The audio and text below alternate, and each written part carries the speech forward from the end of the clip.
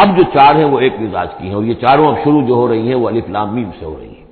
ان میں سب سے پہلی سورۃ العنکبوت، بسم اللہ الرحمن الرحیم، الف لام میم، احسب الناس ان یترکوا ان یقولوا آمنا وهم لا یفتنون، صدق اللہ العظیم۔ یہ صورت مبارکہ اچھی طرح نوٹ کر لیجئے کہ تقریباً تعین کے ساتھ ہم کہہ سکتے ہیں کہ یہ سن 5 نبوی میں نازل ہوئی ہے، اور صورت اس وقت یہ ہو چکی تھی مکے کے اندر کہ مسلمانوں کو ہر طرح سے ستایا جا رہا تھا۔ 3 سال تک تو یہ ہوا ہے، حضور نے جب اپنی دعوت کا آغاز کیا تو پہلے 3 سال تو یہ ہے کہ کوئی زیادہ الارم محسوس نہیں کیا، خطرہ محسوس نہیں کیا مکے والوں نے، بلکہ انہوں نے کوشش یہ کی کہ چٹکیوں میں اڑا دیں، استہزاء ہے، تمسخر ہے، شاعر ہے، ساحر ہے، یہ ہے وہ ہے، جو بھی کہہ کر کہ جیسے کہ ول جو ہوتی ہے کسی کی، اگر یہ ان کی جو ول ہے اس کو کل کر دیا جائے تو اگر یہ بددل ہو کر بیٹھ جائے محمد تو یہ سارا معاملہ خود ہی ختم ہو جائے گا۔ جو داعی ہے، جو لیڈر ہے، اگر اس کی جو قوت ارادی ہے اسے کسی طرح ختم کر دیا جائے تو استہزاء سے، تمسخر سے، یہ پرسیکیوشن جو تھی وربل تھی، زبانی۔ لیکن جب انہوں نے دیکھا کہ یہ دعوت تو بڑھ رہی ہے، اور سب سے بڑھ کر یہ ہے کہ ہمارے غلاموں کے طبقے میں سے لوگ ان کے پاس آ گئے ہیں اور ایمان لے آئے ہیں، اور ہمارے نوجوان ان کے گرویدہ ہو گئے ہیں، ہمارے نوجوان ان کے پر ایمان لے آئے ہیں، اور اونچے گھرانوں کے نوجوان، مصعب بن عمیر آ گیا ہے، اور عثمان ابن عفان آ گیا ہے رضی اللہ تعالیٰ عنہما، اور فلاں آ گئے ہیں، سعد ابن ابی وقاص آ گیا، وہ بھی نوجوان تھے، یہ جو اس طرح کے اونچے گھرانوں کے لوگ آ گئے ہیں۔ تب انہوں نے پھر فیصلہ کیا کہ اب ان کو سزا دی جائے، انہیں مارا جائے، انہیں گھروں میں بند رکھا جائے، اور خاص طور پر جو غلام تھے بیچارے، جن کے کوئی وہاں حقوق تھے ہی نہیں۔ غلام تو اپنے آقا کی ملکیت ہوتا تھا،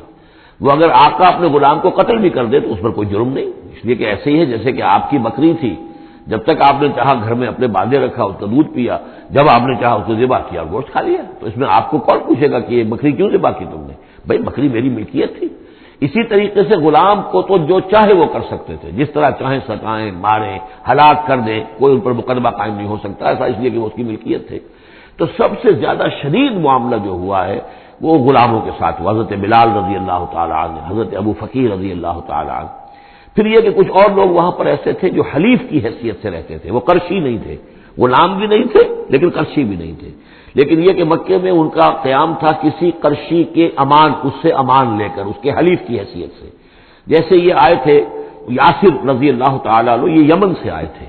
بلکہ ان کے بارے میں یہ معلوم ہوتا ہے کہ انہیں خواب آیا تھا کہ آخری نبی کے ظہور کا وقت ہے، کیونکہ یمن میں عیسائی تھے اور وہاں چرچا موجود تھا ان چیزوں کا۔ اس حوالے سے ان کے علم میں جب یہ بات آئی اور انہیں اندازہ ہوا کہ اس علاقے میں نبی کا ظہور ہونا ہے تو وہ یہاں آ گئے، اور ابو جہل کا ایک چچا تھا، وہ شریف انسان تھا، اس کا حلیف بن کر اور اس کی زیر کفالت انہوں نے مکے میں رہنا شروع کر دیا، اور اسی کی یہ لونڈی تھی حضرت سمیہ رضی اللہ تعالی عنہا۔ تو جو آقا تھا ابو جہل کا چچا، اس کی اجازت سے حضرت سمیہ سے نکاح کر لیا، اور اللہ نے ان کو بیٹا دیا جس کا نام عمار ہے۔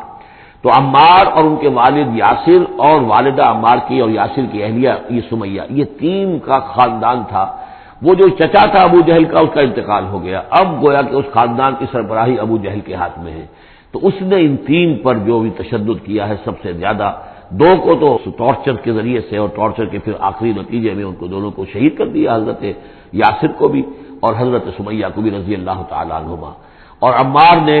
بمشکل جو ہے جان بچائی، اپنے ایک کلمہ کفر کہہ کر پھر انہوں نے جان بچا لی، اور پھر اس پر پچھتائے بھی بہت کہ یہ میں نے کلمہ کفر کیوں کہا، لیکن قرآن مجید میں یہ بات واضح کر دی گئی کہ صرف جان بچانے کے لیے کلمہ کفر انسان کہہ دے اور اس کا دل جو ہے وہ مطمئن ہو ایمان کے اوپر، تو اللہ تعالیٰ معاف فرمانے والا ہے۔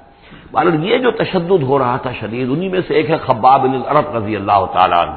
یہ لوہار کا کام کرتے تھے، یہ جو اونچے گھرانے کے آدمی نہیں تھے۔ ان کے ساتھ بھی پھر جو کچھ کیا گیا ہے، ان کے ساتھ وہ واقعہ پیش آیا کہ دہتے ہوئے انگارے جو ہیں وہ زمین کے اوپر بچھائے گئے، انہیں بلایا گیا، اتارو اپنا کرتا اتار دیا، اب لیٹ جاؤ ان کے اوپر، ننگی پیٹھ کے بل وہ دہتے ہوئے انگاروں پر لٹا دیے گئے۔ پھر یہ کہ اسی انگاروں سے ان کی کھال جو ہے وہ جلی اور پیٹھ کی چربی پگھلی، اس سے وہ انگارے جو ہیں وہ ٹھنڈے ہوئے۔ تو یہ صورتحال تھا۔ تو وہ حضرت عمار جو ہے خباب بن الارت رضی اللہ عنہ، وہ راوی ہیں کہ جب ہم پر یہ شدت اتنی ایسی ہو گئی کہ ناقابل برداشت ہو گئی، تو ہم پھر حضور کی خدمت میں حاضر ہوئے، اور حضور اس وقت جو ہے خانہ کعبہ کے ایک دیوار کے سائے میں، ذرا کہ ایک طرف کو سایہ تھا، تو آپ نے اپنی ایک چادر جو ہے اس کا تکیہ بنایا ہوا تھا اور آپ استراحت فرما رہے تھے۔ تو ہم گئے، ہم نے کہا کہ اے اللہ کے رسول کیا آپ ہمارے لیے دعا نہیں کرتے، ہمارے لیے اللہ کو نہیں پکارتے؟ ہمارے لیے اب یہ چیزیں ناقابل برداشت ہو رہی ہیں، کب تک ہم جھیلیں گے، کب تک برداشت کریں گے؟ لیکن یہ کہ وہ کہتے ہیں کہ حضور کو یہ ناگوار گزرا، آپ اٹھ کر بیٹھ گئے اور آپ نے فرمایا خدا کی قسم تم جلدی مچا رہے ہو، ابھی تو تم پر وہ چیزیں آئی ہی نہیں ہیں جو تم سے پہلوں پر آئی تھیں۔ ان کے ساتھ تو یہ بھی ہوتا تھا کہ ایک شخص کو لا کر آدھا زمین میں گاڑ دیتے تھے اور باقی جسم جو آدھا اس کا ہوتا تھا زمین سے باہر تو سر کے اوپر آرا رکھ کر چیرنا شروع کر دیتے تھے اور پورے جسم کو دو حصوں میں بانٹ دیتے تھے، یہ بھی ہوتا تھا۔ زندہ آگ میں جلا دیتے تھے، یہ بھی ہوتا تھا۔ تو تم جلدی کر رہے ہو، خدا کی قسم وہ دن تو آئے گا کہ ایک سوار صنع سے حضر الموت تک جائے گا، اس سے سوائے اللہ کی کسی کا خوف نہیں ہوگا، لیکن بہرحال تمہیں صبر کرنا ہوگا۔ وہ انداز ہے اس رکوع کا۔ یہ جو پہلا رکوع ہے سورہ عنکبوت کا، یہ گویا کہ ایک تحریک اور ایک دعوت، اور انقلابی تحریک ہو، انقلابی دعوت ہو، اس میں جو آزمائشیں آتی ہیں، تکلیفیں آتی ہیں، مصائب آتے ہیں، ظاہر بات ہے لوگوں کو قربانیاں دینی پڑیں گی تبھی کوئی کام ہوگا، بغیر اس سے تو نہیں ہوتا۔ اور جب تصادم کا مرحلہ شروع ہو جائے، جب یہ ہے کہ ایک معاشرہ جو ہے جس کے اندر کہ وہ کام کر رہے ہیں وہ محسوس کریں کہ یہ ہمارے لیے خطرہ بن گئے ہیں، وہ پرسیکیوٹ کریں اور انہیں ستائیں، تو پھر اس وقت جو مسائل ہوں گے ذہنوں کے اندر ان کا حل ہے اس میں، اور یہ اس اعتبار سے ضربۃ السلام ہے پورے قرآن مجید میں، اس موضوع کے اعتبار سے یہ چوٹی ہے۔ جیسے کہ میں نے آپ کو حدیث سنائی لکل شیء ضربۃ یا لکل شیء سنام، ہر شے کی ایک چوٹی ہوتی ہے، وسنام القرآن سورۃ البقرہ،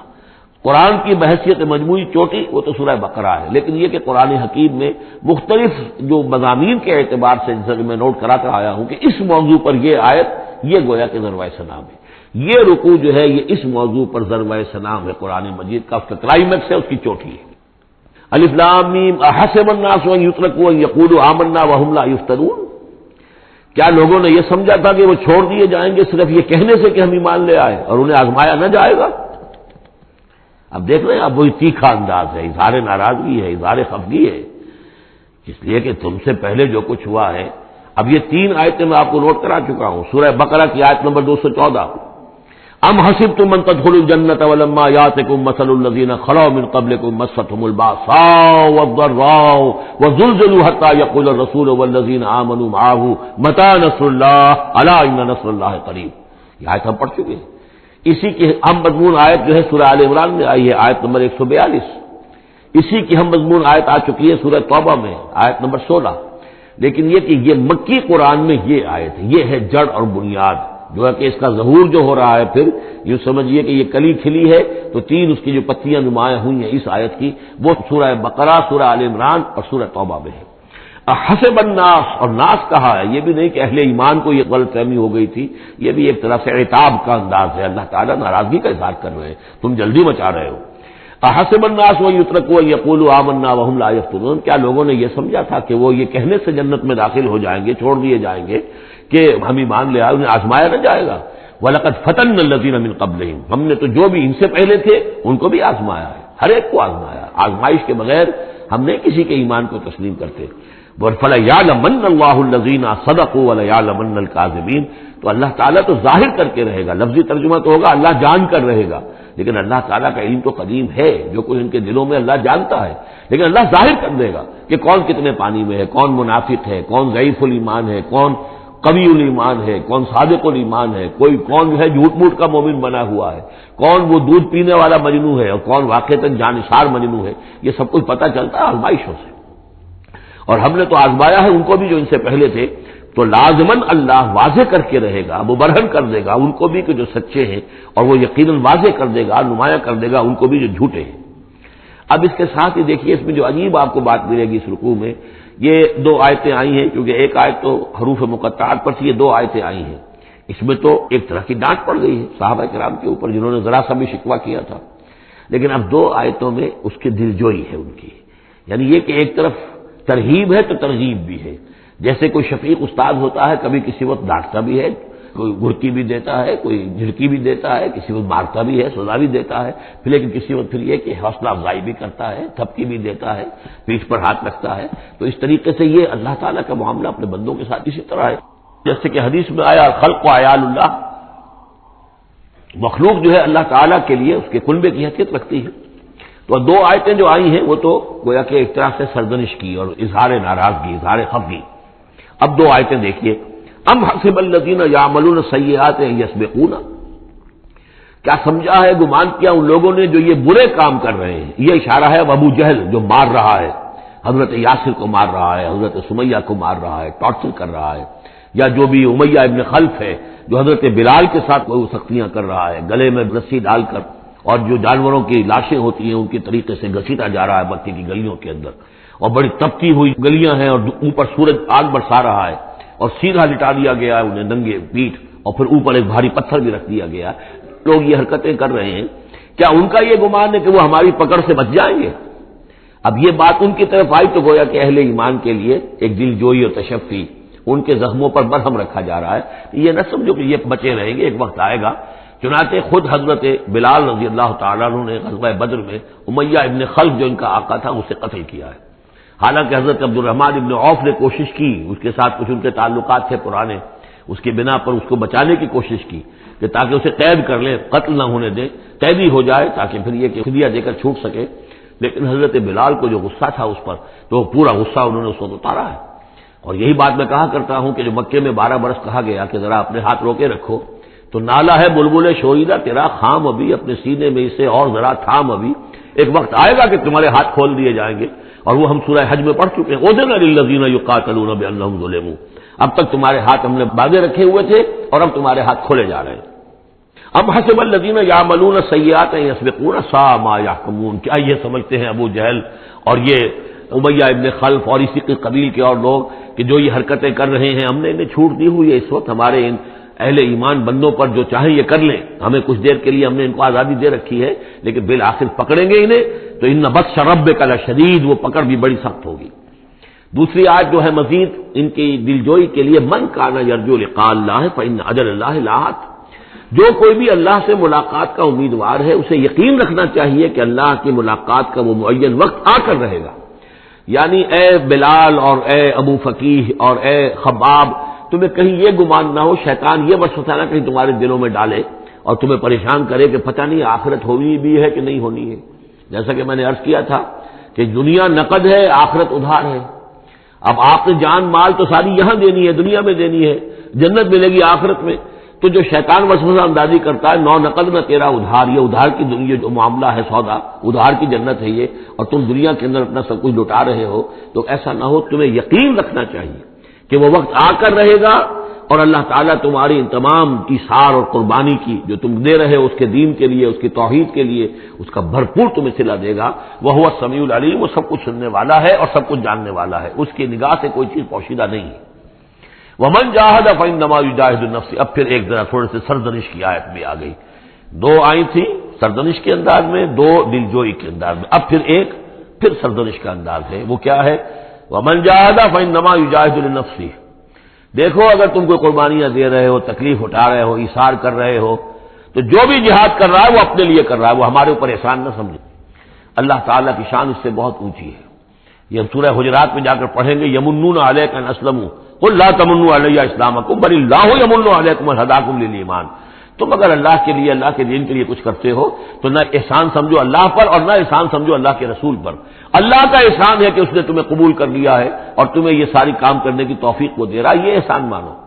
منت بنے کہ خدمت سلطان ہمیں کنی، اس کا احسان نہ دھرو بادشاہ پر کہ تم خدمت کر رہے ہو بادشاہ کی، منت شناس ازو کہ بخدمت بداشت تک، اس کا احسان مانو کہ اس نے تمہیں خدمت کا موقع دیا ہے، تو اللہ تعالیٰ کا احسان مانو اور یہ نہ سمجھو کہ تم اللہ پر کوئی احسان کر رہے ہو۔ ومن جاہد فانما یجاہد لنفسہ، اب دیکھ رہے ہیں کہ کس قدر متعلق یہ چیزیں ہیں، انسانی احساسات ہوتے ہیں، اس طرح کے خیالات آتے ہیں۔ ان اللہ لغنی عن العالمین، اللہ تعالیٰ تو تمام جہانوں سے غنی ہے، اسے کسی کی احتیاج نہیں ہے۔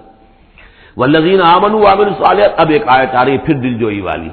اور جو لوگ ایمان لائے اور جو لوگ نیک عمل کریں گے، ایمان کے تقاضے پورے کریں گے، ثابت قدم رہیں گے، ان مصیبتوں کو جھیلیں گے، لَنُكَفِّرَنَّ عَنْهُمْ سَيِّئَاتِهِمْ، ہم لازماً دور کر دیں گے ان سے ان کی برائیوں کو، ان کے نامہ اعمال کے اوپر اگر کوئی دھبے ہوئے بھی، کوئی چھینٹی ہوئی بھی تو ہمیں ہٹا دیں گے،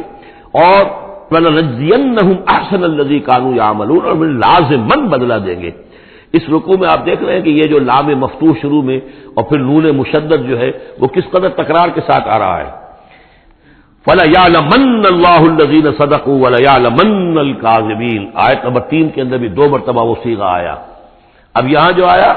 لَنُكَفِّرَنَّ عَنْهُمْ سَيِّئَاتِهِمْ، ہم لازماً ان سے ان کی برائیوں کو دور کر دیں گے، وَلَنَجْزِيَنَّهُمْ أَحْسَنَ الَّذِي كَانُوا يَعْمَلُونَ، اور یقیناً بدلہ دیں گے انہیں بہت عمدہ ان کے اعمال کا۔ وَوَصَّيْنَا الْإِنسَانَ بِوَالِدَيْهِ، اب ایک مسئلہ اور تھا عملی، جو لوگ ایمان لائے تھے نوجوان تھے، جو ان میں سے نوجوان تھے، اب ان کے لیے مسئلہ یہ ہو گیا کہ والدین کہہ رہے ہمارے حقوق ہیں تمہارے اوپر، ہم نے تمہیں پالا پوسا ہے، لہذا ہمارا حکم مانو، ہم کہتے ہیں کہ محمد سے تم اپنا تعلق توڑ لو، چھوڑو اس کو، دین کو، کیوں اس میں لگے ہوئے ہو؟ آخر تم ہماری اولاد ہو، ہم نے تمہیں پالا، خاص طور پہ ماں حضرت سعد بن ابی وقاص کی والدہ، والد تو فوت ہو چکے تھے لیکن والدہ جو ہے اس نے بڑے ناز و نام میں پالا تھا، اب اس کے بعد مرن برت رکھ لیا اس عورت نے، ماں جو تھی حضرت سعد بن ابی وقاص کی، اگر سعد اپنے باپ کے دین میں واپس نہیں آتا تو میں اپنے آپ کو ہلاک کر دوں گی، مر جاؤں گی، نہ کچھ کھاؤں گی نہ پیوں گی۔ اب دیکھیے اس نوجوان سلیم الفطرت نوجوان جو ایمان لایا ہے محمد صلی اللہ علیہ وسلم، بہرحال وہ ایک شریف انسان ہے، نوجوان ہے، ماں کی یہ حالت دیکھ رہا ہے تو کتنے بڑے امتحان سے دوچار ہو گیا۔ تو مسئلہ پیدا ہوا کہ معاملات میں کیا کیا جائے۔ ایک والدین کے جو احسانات ہیں وہ اپنی جگہ ہیں، والدین کا کے ساتھ حسن سلوک خود قرآن مجید میں 4 جگہ میں نوٹ کرا آیا ہوں، اللہ کے حق کے فوراً بعد والدین کا حق ہے۔ تو اب عملی سوال یہ ہے کہ جہاں یہ دونوں حق ٹکرا جائیں، والدین جو ہے شرک کا حکم دے رہے ہیں، والدین دین کے خلاف حکم دے رہے ہیں، تو کیا کریں؟ فرمایا وَوَصَّيْنَا الْإِنسَانَ بِوَالِدَيْهِ، ہم نے وصیت کی ہے انسان کو اس کے والدین کے بارے میں، حسن سلوک کی وصیت ہم نے کی ہے، بار بار کی ہے۔ وَإِن جَاهَدَاكَ لِتُشْرِكَ بِمَا لَيْسَ لَكَ بِهِ عِلْمٌ، لیکن اگر وہ تم پر دباؤ ڈالیں، تم سے جہاد کریں، اب دیکھیے جہاد کا لفظ یہاں مشرک والدین کے لیے آ رہا ہے، جہاد جد و جہد کرنا، کوشش کرنا، دباؤ ڈالنا۔ وَإِن جَاهَدَاكَ لِتُشْرِكَ بِمَا لَيْسَ لَكَ بِهِ عِلْمٌ، کہ میرے ساتھ تم شرک کرو اور شریک ٹھہراؤ ایسی چیزوں کو جس کے لیے تمہارے پاس کوئی علم نہیں، فَلَا تُطِعْهُمَا، تو ان کا کہنا نہ مانو۔ گویا کہ یہاں وہ اپنی لمٹ سے ایکسیڈ کر رہے ہیں۔ اب والدین کے حقوق ہیں لیکن اللہ کے حقوق کے بعد، اللہ کے حقوق سے پہلے نہیں، اللہ کا حق فائد ہے، لہذا اس معاملے میں اللہ کا دین ہے، اللہ کا حکم وہ مقدم رہے گا، والدین کا حکم دوسرے نمبر پر ہوگا۔ ہاں یہ ہے کہ ایک بندہ جو ہے ایک نوجوان وہ یہ ضرور کرے کہ ڈانٹ کر نہ بات کرے، ڈپٹ کر بات نہ کرے، سینہ تان کر نہ کرے، اس طرح کرے جیسے کہ حضرت ابراہیم یا ابتے یا ابتے یا ابتے، وہ ابا جان امی جان آپ دیکھیے میرے لیے مجبوری ہے، میں نہیں کر سکتا ہوں، آپ اس معاملے کے اندر مجھ پر دباؤ نہ ڈالیں، نرمی کے ساتھ ان میں جس طریقے سے بھی ہو، لیکن یہ ہے کہ ماننا نہیں ہے۔ یہ بات اور مزید کھل کر آئے گی سورہ لقمان میں۔ وَإِن جَاهَدَاكَ لِتُشْرِكَ بِمَا لَيْسَ لَكَ بِهِ عِلْمٌ فَلَا تُطِعْهُمَا، تو ان دونوں کا کہنا مت مان۔ إِلَيَّ مَرْجِعُكُمْ، میری ہی طرف تمہیں لوٹ کر آنا ہے، فَأُنَبِّئُكُم بِمَا كُنتُمْ تَعْمَلُونَ، اور پھر میں تمہیں بتا دوں گا، جتلا دوں گا جو کچھ کہ تم کرتے رہے تھے۔ اب یہاں بھی ایک مسئلہ پیدا ہوتا ہے کہ یہ لوگ اپنے گھر والوں سے کٹ رہے ہیں، والدین سے کٹ رہے ہیں، بھائی سے جدا ہو رہے ہیں۔ اب یہ عتبہ ابن ربیعہ جو بہت بڑا سردار تھا، ان کے بڑے بیٹے جو ہے حذیفہ ابن عتبہ، وہ ایمان لے آئے، اور چھوٹا بھائی وہ تھا کہ جو میدان میں گیا، میدان جنگ میں باپ کے ساتھ غزوہ بدر میں، جو پہلے جو 3 جو ہے واصل جہنم ہوئے وہ بھی تھا، ولید بن عتبہ غالباً نام تھا اس کا۔ تو بھائی بھائی سے جدا ہو رہا ہے، رشتہ داروں سے اب کٹ گئے ہیں، والدین سے گھر نکال دیے گئے ہیں، تو اب ان میں جو ان کے دل زخمی ہیں، ان زخمی دلوں پہ مرہم کیا رکھا جا رہا ہے؟ وہ یہ ہے کہ تم صرف کٹے ہی نہیں ہو، جڑے بھی تو ہو۔ اب تم محمد سے جڑ گئے ہو، اب تم ابو بکر سے جڑ گئے ہو، اب تم یہ جو اہل ایمان کا طبقہ ہے، اب ایک نئی برادری وجود میں آ رہی ہے، یہ تمہارے اصل بھائی ہیں، یہ تمہارے جو دین کے اندر بھائی ہیں، جو نظریاتی بھائی ہیں، جو ہم مقصد بھائی ہیں، یہ ہے تمہارے اصل اب عزیز۔ تو اللہ تعالیٰ نے اگر تمہیں کٹنے کا بھی حکم دے دیا ہے، لیکن یہ کہ اس نے جو تمہارے لیے ایک رفاقت فراہم کی ہے۔ والذین آمنوا وعملوا الصالحات لندخلنہم فی الصالحین، اور یقیناً وہ لوگ جو ایمان لائے اور نیک عمل کرے انہیں داخل کریں گے صالحین میں، اور یہ داخلہ دنیا میں بھی ہو گیا، محمد رسول اللہ نے انہیں چھاتی سے لگایا، سینے سے لگایا، اور جیسا کہ 2 دفعہ ہم پڑھ چکے ہیں، حضور کو اللہ تعالیٰ حکم دے رہا ہے کہ آپ ان کے سامنے ذرا اپنے کندھے تواضع، آپ اے محمد آپ تواضع اختیار کیجئے، ان کے سامنے اپنے کندھے جھکائیے، وَخْفِضْ جَنَاحَكَ لِلْمُؤْمِنِينَ، اور وَخْفِضْ جناحَكَ لِمَنِ اتَّبَعَكَ مِنَ الْمُؤْمِنِينَ 2 دفعہ آ چکا، سورہ ہجر میں آ چکا، سورہ طہ میں آ چکا۔ تو گویا کہ یہ اللہ تعالیٰ نے اپنا احسان بتایا، اور پھر آخرت میں اولئک مع الذین انعم اللہ علیہم من النبیین والصدیقین والشہداء والصالحین، ان کی رفاقت حاصل ہوگی۔ اب ایک اور بڑا مسئلہ آ رہا ہے، وَمِنَ النَّاسِ مَن يَقُولُ آمَنَّا بِاللَّهِ، لوگوں میں سے کچھ ایسے بھی ہیں جو کہتے ہیں ہم ایمان لے آئے اللہ پر، اور لاتے بھی ہیں خلوص کے ساتھ، اخلاص کے ساتھ، کوئی جھوٹ نہیں، کوئی فریب نہیں۔ ظاہر بات ہے کہ مکے میں کوئی فریب کے لیے کوئی ایمان لانے والا نہیں تھا، وہ تو حالات ایسے پیدا ہوئے مدینے میں آ کر کہ جہاں ایمان کا اعلان فریب کے تحت بھی ہونے لگا، لیکن یہ کہ مکے میں تو ظاہر بات ہے جو ایمان لایا اس کو مار پڑنی شروع ہو گئی، تو اس میں خامخواہ کہے کے لیے کوئی شخص جو ہے وہ جھوٹ موٹ کا ایمان کائے کو لائے گا۔ لیکن یہ ضرور ہوتا ہے کہ کچھ لوگ کم ہمت ہوتے ہیں، جیسا کہ میں بارہا آپ سے عرض کر چکا ہوں، کچھ لوگ باہمت ہوتے ہیں، کچھ کم ہمت ہوتے ہیں۔ باہمت وہ ہے کہ جو ایمان لائے اب ہر سے بعد آباد، ہر جو ہو سو ہو، ماں کشتی درا بنداخ سے، جان جاتی ہے جائے کوئی بات نہیں، جو ہو سو ہو۔ کچھ لوگ ہوتے ہیں جن میں اتنی ہمت نہیں ہوتی، گھبرا اٹھتے ہیں۔ اب ان کو بتایا جا رہا ہے کہ دیکھو اگر تم نے استقامت کا ثبوت اپنا دیا تو اس کا نتیجہ کیا نکلے گا، تمہارا کیا انجام ہوگا۔ اب وہ ذرا ہے کہ اس میں ان کے لیے پھر تحدید ہے۔ ومن الناس، لوگوں میں سے کچھ ایسے بھی ہیں جو کہتے ہیں من یقول آمنا باللہ، ہم اللہ پر ایمان لائے، فَإِذَا أُوذِيَ فِي اللَّهِ، جب اللہ کی راہ میں اللہ کی توحید کو ماننے کی وجہ سے ان کو ایذا پہنچائی جاتی ہے، پرسیکیوٹ کیا جاتا ہے، انہیں ٹارچر کیا جاتا ہے، جعل فتنة الناس كعذاب اللہ، تو وہ لوگوں کی طرف سے ڈالی ہوئی فتنے کو، آزمائش کو، یہ ایسے اس سے گھبرا اٹھتے ہیں جیسے اللہ کے عذاب سے گھبرانا چاہیے۔ کم ہمتی ہے۔ وَلَئِن جَاءَ نَصْرٌ مِّن رَّبِّكَ، اور اے نبی اگر آپ کے رب کی طرف سے مدد آ جائے، صورتحال تبدیل ہو جائے، فتح آپ کو مل جائے، حالات اچھے ہو جائیں، لَيَقُولُنَّ إِنَّا كُنَّا مَعَكُمْ، اس وقت پھر یہ کہیں گے کہ ہم بھی تو آپ کے ساتھ ہی تھے۔ یہ کردار پہلے بھی آ چکا، سورہ بقرہ میں آ چکا، سورہ حج میں آ چکا۔ وَمِنَ النَّاسِ مَن يَعْبُدُ اللَّهَ عَلَىٰ حَرْفٍ فَإِنْ أَصَابَهُ خَيْرٌ اطْمَأَنَّ بِهِ وَإِنْ أَصَابَتْهُ فِتْنَةٌ انقلب عَلَىٰ وَجْهِهِ خَسِرَ الدُّنْيَا وَالْآخِرَةَ۔ وہی کردار پھر یہاں پر آ گیا ہے۔ کوئی کہا کہ ہم ایمان لے آئے، لیکن جب تکلیف آئی، کوئی مصیبت آئی تو ایسے گھبرا گئے جیسے کہ اللہ کے عذاب سے گھبرانا چاہیے، لیکن یہ کہ اس کے بعد اگر نصرت آ جائے تو یہ آپ موجود ہوں گے کہ ہم بھی ساتھی تھے آپ کے۔ اولیس اللہ بعالم بما فی صدور العالمین، تو کیا اللہ بخوبی واقف نہیں ہے اس سے کہ جو تمام جہان والوں کے دلوں کے اندر ہے اور جو ان کے سینوں کے اندر مضمر ہے۔ وَلَيَعْلَمَنَّ اللَّهُ الَّذِينَ آمَنُوا وَلَيَعْلَمَنَّ الْمُنَافِقِينَ، اور یقیناً اللہ ظاہر کر کے رہے گا سچے اہل ایمان کو اور ظاہر کر کے رہے گا منافقین کو۔ گویا کہ یہ شکل جو ہے یوں سمجھیے یہ وہ روگ ہے کہ یہ اگر بڑھ گیا، تم نے ابھی نپدی ایول ان دی بڈ، ابھی فوری طور پر اس کی اصلاح کر لو، فوری طور پر علاج کر لو۔ ابھی ٹی بی کا تمہیں انفیکشن ہوئی ہے، فرسٹ سٹیج میں ہے، علاج کر لو۔ لیکن اگر کہیں تم نے اس وقت پرواہ نہ کی اس کی اور یہ مرض بڑھ گیا تو یہ منافقت تک لے جائے گا تمہیں، اللہ تعالیٰ پھر کھول دے گا کہ یہ منافقت ہے۔ تو یہ ہے اصل میں پورے مکی قرآن میں یہ ایک جگہ ہے جہاں لفظ منافقین آیا ہے، باقی کردار آیا ہے سورہ حج کے اندر بھی، لیکن وہاں لفظ منافق نہیں ہے۔ وَمِنَ النَّاسِ مَن يَعْبُدُ اللَّهَ عَلَىٰ حَرْفٍ فَإِنْ أَصَابَهُ خَيْرٌ اطْمَأَنَّ بِهِ وَإِنْ أَصَابَتْهُ فِتْنَةٌ انقلب عَلَىٰ وَجْهِهِ خَسِرَ الدُّنْيَا وَالْآخِرَةَ، لیکن یہاں کھول دیا گیا یہ کردار کس کا ہے، یہ تو پھر منافقت ہے۔ وَلَيَعْلَمَنَّ اللَّهُ الَّذِينَ آمَنُوا وَلَيَعْلَمَنَّ الْمُنَافِقِينَ۔ اب ایک اور تیسرا پرابلم ہے، یہ تین پرابلم یہاں پر ٹیکل کیے گئے ہیں۔ وہ نوجوان جن کے والدین ان کے اوپر دباؤ ڈال رہے تھے، یا وہ کم ہمت لوگ جو ان ایذاؤں سے گھبرا رہے تھے، اور تیسرا یہ ہے کہ کچھ بزرگ لوگ بڑے مخلصانہ انداز میں آ کر کہتے ہیں نوجوانوں سے، کہاں اپنا کیریئر برباد کر رہے ہو، اچھی بھلے تعلیم حاصل کر رہے تھے، تم جا رہے تم کس کام میں پڑ گئے ہو، اب تمہاری تعلیم اس درجے کی نہیں رہی ہے، تمہارا کاروبار اچھا جا رہا تھا، کیریئر تھا، تمہارا پروفیشن بہت چمک رہا تھا اور تم اس کام میں پڑ گئے ہو۔ دیکھو یہ تو ایک شخص نے تمہیں ورغلا دیا، دیکھو ہمارے راستے پر چلو، راستہ صحیح یہی ہے، ہم آخر بوڑھے لوگ ہیں، ہمارا تجربہ ہے، ہم نے اپنے بال دھوپ میں سفید نہیں کیے ہیں، ہم تمہیں اپنے تجربے کی وجہ سے کہہ رہے ہیں کہ ہمارے راستے ہی پر چلتے رہو اور کوئی اس کے اندر نقصان نہیں ہوگا، کوئی اللہ کے یہاں پکڑ نہیں ہوگی، اور اچھا اگر اللہ کے یہاں پکڑ ہوئی تو تمہاری طرف سے ہم جواب دہ ہیں، تمہارے گناہوں کا بوجھ ہم اٹھا لیں گے۔ اب یہ گویا کہ نہایت ناصحانہ انداز، مخلصانہ انداز، بزرگانہ انداز، اس میں یہ بات کہی جاتی تھی۔ اب اس میں کیا کریں، اس کا جواب دیا گیا، وَقَالَ الَّذِينَ كَفَرُوا لِلَّذِينَ آمَنُوا اتَّبِعُوا سَبِيلَنَا، اور کہتے ہیں یہ کافر ان سے کہ جو ایمان لے آئے، ہمارے ہی راستے کی پیروی کرو، چلے آؤ انہی راستوں پر، وَلْنَحْمِلْ خَطَايَاكُمْ، ہم اٹھا لیں گے تمہاری خطاؤں کو، یعنی تمہاری خطاؤں کا بوجھ، تمہارے گناہوں کی سزا ہم بھگت لیں گے۔ وما هم بحاملین من خطاياهم من شيء، اور نہیں ہے وہ ان کی خطاؤں میں سے اٹھانے والے کچھ بھی، انہم لکاذبون، وہ جھوٹ بول رہے ہیں۔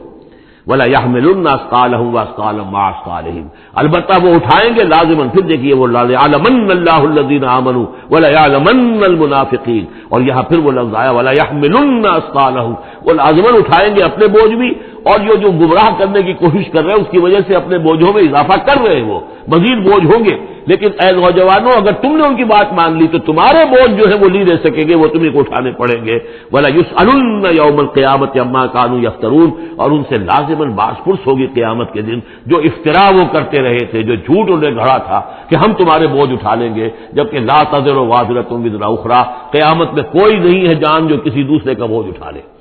یہ 13 آیات، بلکہ یہ کہ اگر حروف مقطعات نکال دے تو 12 آیات، یہ میں سمجھتا ہوں کہ کسی بھی انقلابی اسلامی تحریک کے کارکن کے لیے یہ حرز جان بننے والی آیات ہیں، کہ یہ معلوم ہے کہ اس کے ذہن میں، اس کے شعور میں پیوست ہو جائیں، جیسے کہ پتھر پر کھود دیا جائے اس طرح نقش ہو جائیں۔ وَلَقَدْ أَرْسَلْنَا نُوحًا إِلَىٰ قَوْمِهِ فَلَبِثَ فِيهِمْ أَلْفَ سَنَةٍ إِلَّا 50 عَامًا فَأَخَذَهُمُ الطُّوفَانُ وَهُمْ ظَالِمُونَ صدق اللہ العظیم۔ رب اشرح لي صدری ويسر لي امری واحلل عقدۃ من لسانی یفقہوا قولی۔ سورہ عنکبوت کے کل 7 رکوع ہیں۔ پہلا رکوع جیسا کہ میں عرض کر چکا ہوں کہ قرآن مجید کے اہم ترین مقامات میں سے ہے، خاص طور پر دعوت اور تحریک اور اللہ تعالیٰ کے دین کے غلبے کی جد و جہد میں جو مسائل درپیش ہوتے ہیں کارکنوں کو، اس دور میں جب کہ پرسیکیوشن ہو، ستایا جا رہا ہو، مشکلات آ رہی ہوں، قربانیاں دینی پڑیں، تو اس کے جتنے بھی مسائل پیدا ہوتے ہیں ان سب کا بہت ہی جامع جو بیان ہے اور رہنمائی ہے وہ اس رکوع میں آ چکی ہے۔ اسی لیے میں نے اس پر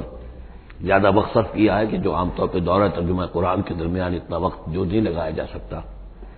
تو یہ نوٹ کر لیجئے کہ مطالعہ قرآن حکیم کے جس منتخب نصاب کا میں تذکرہ کرتا رہا ہوں چند دنوں سے، اس کا جو 5واں حصہ ہے، اس کا پہلا سبق جو ہے وہ اسی سورہ عنکبوت کے پہلے رکوع پر مشتمل ہے، اور یہ اس حصے کا یوں سمجھیے کہ بمنزلہ فاتحہ ہے اس حصے کے لیے۔ اب جو بقیہ 6 رکوع ہیں ان میں 3 میں انباء الرسل کا معاملہ آ رہا ہے، لیکن ظاہر بات ہے کہ یہاں جو انباء الرسل آ رہے ہیں تو بیچ بیچ میں خاص طور پر یہی جو مسئلہ ہے بیک گراؤنڈ میں جو مسلمانوں کے مسائل درپیش ہیں، اور جو اس وقت حضور صلی اللہ علیہ وسلم اور آپ کے ساتھی جن مسائل سے دوچار ہیں، اور جو کچھ کے کشاکش جو ہے مکے میں ہو رہی ہے اہل کفر اور اہل ایمان کے مابین، تو اس کے یوں سمجھیے بٹوین دی لائنز وقفے وقفے سے اس کی طرف بھی اشارے ہیں۔ پھر جو بقیہ 3 رکوع رہ جائیں گے ان 3 رکوعوں میں 2 لڑیاں ہیں جو بٹی ہوئی ہیں، ایک لڑی میں خطاب ہے مشرکین عرب کی طرف، اور ایک لڑی میں جو اہل ایمان تھے، جو حضور صلی اللہ علیہ وسلم پر ایمان لائے تھے، جو ان مشکلات سے دوچار تھے، وہاں بھی پھر گن کر 10 ہدایات ان کو دی گئی ہیں۔ لیکن وہاں یہی ہے کہ وہ بٹی ہوئی ہونے کی وجہ سے لڑیاں وہ کٹا پھٹا معاملہ ہوگا، جیسے کہ سورہ بقرہ میں آپ کو بتا چکا ہوں یا سورہ نساء میں۔ وَلَقَدْ أَرْسَلْنَا نُوحًا إِلَىٰ قَوْمِهِ، اور ہم نے بھیجا تھا نوح کو اس کی قوم کی طرف، فَلَبِثَ فِيهِمْ أَلْفَ سَنَةٍ إِلَّا 50 عَامًا، تو رہا ان کے مابین وہ 1000 برس سے صرف 50 برس کم، 950 برس۔ حضرت نوح کا ذکر کتنی مرتبہ آ چکا ہے، لیکن یہ بات پہلے کبھی نہیں کہی گئی، یہاں کیوں کہی گئی کہ اے مسلمانوں تم ابھی پریشان ہو گئے ہو، ابھی اس کے امتحان اور بھی ہیں۔ اور جیسے کہ سورہ انعام میں آیا تھا، اے نبی اگر آپ کو یہ جھٹلا رہے ہیں وہیں یکذبوک فقد کذب رسل من قبلک، تو آپ سے پہلے ہمارے رسول تھے انہوں نے صبر کیا۔ ذرا یاد کیجئے کہ ہمارے بندے نوح نے علیہ الصلوۃ والسلام 950 برس تک صبر کیا۔ تو اے مسلمانوں تم سوچو، تم ابھی سے گھبرا گئے ہو؟ یہ موج پریشاں خاطر کو پیغام لبے ساحل نے دیا ہے، دور وصال بحر کبھی تو موجوں میں گھبرا بھی گئی۔ فاخذہم الطوفان وہم ظالمون، تو اس کی قوم کو، حضرت نوح کی قوم کو آ پکڑا طوفان نے اور وہ ظالم تھے، گنہگار تھے۔ فانجیناہ واصحاب السفینہ، تو ہم نے بچا لیا اس کو یعنی حضرت نوح کو اور کشتی والوں کو۔ وجعلناها آیۃ للعالمین، اور اسے ہم نے بنا دیا تمام جہان والوں کے لیے ایک نشانی۔ وابراہیم، اور ہم نے بھیجا ابراہیم کو، اس قال لقومہ، جبکہ اس نے کہا اپنی قوم سے، اعبدوا اللہ واتقوہ، اللہ کی بندگی اختیار کرو اور اس کا تقوی اختیار کرو۔ ذالکم خیر لکم ان کنتم تعلمون، یہی تمہارے لیے بہتر ہے اگر علم رکھتے ہو۔ انما تعبدون من دون اللہ اوثانا، یہ جن کو تم پوج رہے ہو اللہ کو چھوڑ کر، یہ تو صرف کوئی بت ہیں، ان کے تھان ہیں جو تم نے بنا لیے ہیں۔ وتخلقون افکا، اور تم نے جھوٹ موٹ گھڑا ہوا ہے، یہ اس کی کوئی بنیاد نہیں، کوئی سند نہیں، نہ عقل میں اور نہ ہی کسی اللہ کی اتاری ہوئی کتاب میں۔ ان الذین تعبدون من دون اللہ لا یملکون لکم رزقا، یہ لوگ جنہیں تم پوجتے ہو اللہ کے سوا وہ تمہیں رزق نہیں دینے کا اختیار رکھتے۔ فابتغوا عند اللہ الرزق، تو رزق تلاش کرو اللہ کے پاس، اللہ سے مانگو رزق، اللہ سے اپنی مشکل کشائی کی درخواست کرو۔ اللہ سے اپنی حاجت روائی کے لیے دعا کرو، وَاعْبُدُوهُ اور اس کی بندگی کرو، وَاشْكُرُوا لَهُ اور اس کا شکر ادا کرو، الیہ ترجعون یقیناً اسی کی طرف تم لوٹا دیے جاؤ گے۔ اب یہ ذکر حضرت ابراہیم کا کر کر طویل جو ہے ایک جملہ معترضہ آ رہا ہے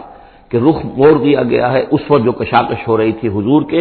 اور مشرکین مکہ کے درمیان، اب ذکر اس کا ہو رہا ہے۔